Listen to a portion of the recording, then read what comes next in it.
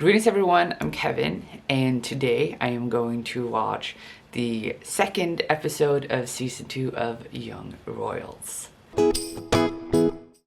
The first episode ended on quite a cliffhanger, and I'm excited to see what will happen in episode 2. If you haven't seen any of my previous reaction videos where I kind of mainly discuss the Swedish context of this Swedish show, and if there's anything about Sweden and Swedish culture or anything like that that I want to comment on or discuss, I will of course do that as well. And I am a teacher of Swedish and English in an upper secondary school.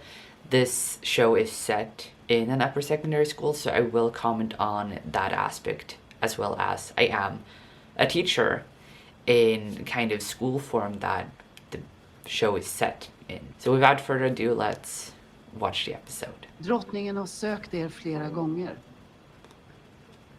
Ni kan hälsa att jag inte har något mer att säga. Om du ursäktar. Oh shit. Jag må leva, jag må leva, jag må leva ut i 100 år. Jag visst ska hon leva, jag visst ska hon leva. Okay, I just want to comment on this because they're singing happy birthday in Swedish.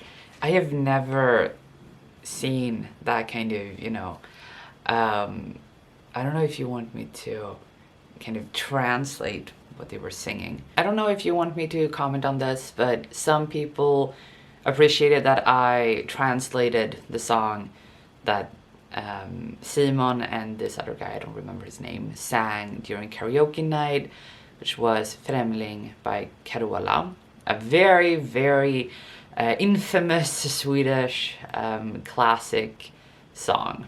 Yes, so I translated that, so I think I'm going to translate this as well in case you're interested in what they're singing, which is not exactly what the English version is. But when someone, I think in a lot of countries that you sing a different version of happy birthday to you. In Sweden we have a different song and we call it Jag må du leva, which is yes may you live. That's what it's. And usually the you part we change to a pronoun. So han, hon, or hen. So han, male pronoun. Hon, female pronoun. Hen, non-binary pronoun. So in this case, they are singing for a she.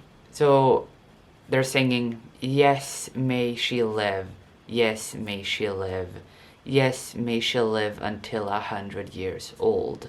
Of course she shall live. Of course she shall live.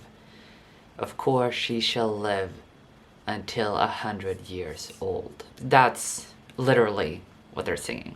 So we have that song in Sweden. So that is literally what they're singing. Ja, alltså om jag inte hade varit myndig så hade jag inte fått flytta hit. Okay, I just want to comment on another thing. So, she has, Sara has just turned 18, meaning that she is what we in Sweden call myndig. Myndig is legally adult. So, in the translation they say that she is now an adult. I would prefer if they had of age or something similar to that, because myndig, you're not you are technically considered an adult even if you are not technically seen as an adult. It depends on, you are legally an adult because you're myndig, you're of age, meaning that you can vote, you can buy alcohol in at bars, but not at a store. I usually say that if you're 18, you can buy alcohol that is opened, that is meant to drink then and there. You're not allowed to buy a drink and take it with you. When you're 20, you can go to a liquor store and buy liquor, alcohol to take with you. That is not meant to be drunk at that specific location where you bought it. But at a bar or a restaurant, you're 18, you can buy liquor that is meant to be drunk at that location where you bought it. So she is of age, meaning that she can vote, she can buy alcohol, she can buy cigarettes, and that kind of thing. But say I just, because myndig is not the same as, I can write, this is a very good word to know if you play Scrabble or Word Feud or anything like that. It's vuxen, meaning adult. So vuxen, that is, if you're an adult, you are vuxen. So that is why, in this case, I would prefer if they said of age, because 18 is not vuxen. I not a lot of, like, you're legally vuxen, even though a lot of people would still consider you young, or like a young adult rather than an adult. So I just, in this context, I would have preferred if they said of age. Och om ni inte gillar det så har vi kvitto, det är bara att byta. I think it's like that in other countries as well, that you keep the receipt and then you can just exchange it. Or I don't think we're like unique in that. I think a lot of countries have that. If you don't have that, this is basically every store has bytesrätt, as we call it, which is right to exchange.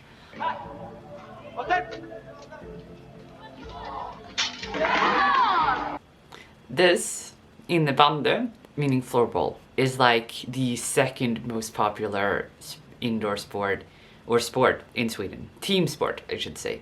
It's the second most popular team sport in all of Sweden. If you play football in the summer, you most likely play innebandy in autumn, winter. It's very, very popular. And I know that not a lot of countries have it, or it's not as popular in other countries, which is why, like, Nordic countries are most likely the world champions every single time.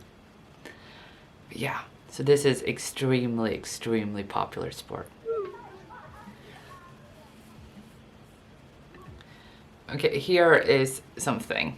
He said värsta. August är världens värsta person, something like that. And the thing is that they translate it into a disgusting human being. Disgusting and värsta are not the same thing. Värsta is worst. So I would prefer it if they just translate it as August is the worst human being in the world, or the world's worst human being, but that they use the word worst instead of disgusting, because they're not the same thing. Det gjorde ont, jag tappade bort mig själv. Helt jävla lost.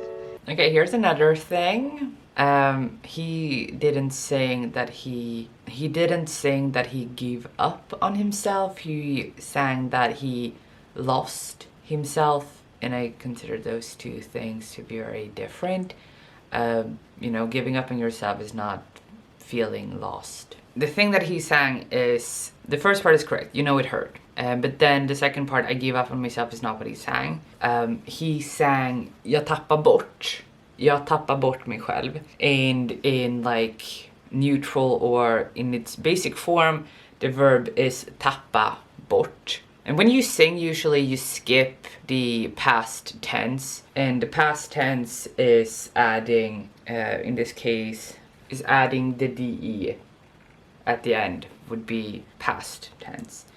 But because when you sing, you usually drop it, and also in like everyday speech, you kind of drop that and you just say tappa instead of tappa be. But he sang tappa bort mig själv, and tappa bort means to lose, in the case that you lose something or yourself. So he lost himself. That, you know it hurt, I lost myself. And I also just want to bring up that in the case of losing something or someone, or yourself in this case, and then to lose is förlora. Like, I lost the game. Jag förlorade tävlingen eller matchen. I lost the letter. Jag tappade bort brevet. I lost the game, jag förlorade matchen, or spelet, depending on what you mean by game. And then we have the third one is vilse, and it's lost. So I feel lost, jag känner mig vilse. I am lost in the forest, jag är vilse i skogen.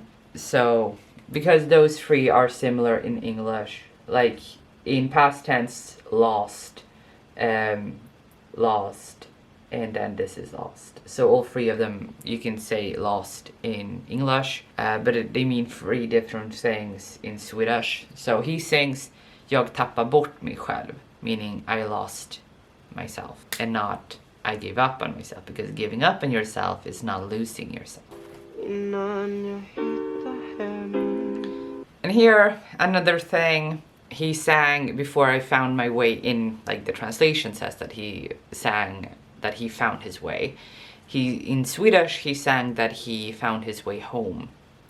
And I just wanna like make that distinction. It's not a big difference, but I still feel like the meaning is different in a way. Det vi hade och de vi var. He didn't sing Our Loving Way. He sang och de vi var, meaning and who we were. Okay, so that was the second episode of Young Royal Season 2. Another cliffhanger. I'm not... Oh my god. Okay, that was it for this video. I hope you enjoyed this little reaction video. If you have any questions or anything you want me to discuss further in a future video, please comment down below. And I will see you next time. Goodbye!